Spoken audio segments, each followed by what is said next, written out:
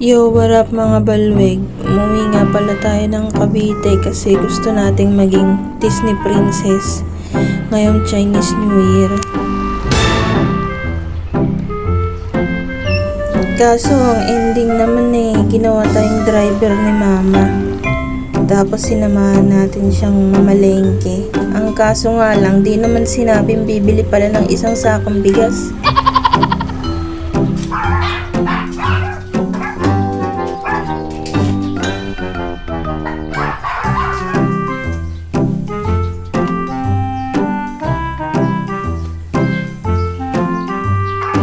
No choice ako dito kundi iuwi agad yung isang sakong bigas.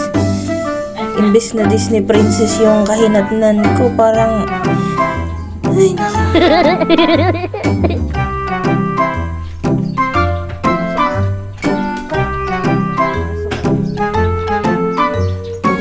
Gustuin ko maging Disney princess mga balwig, pero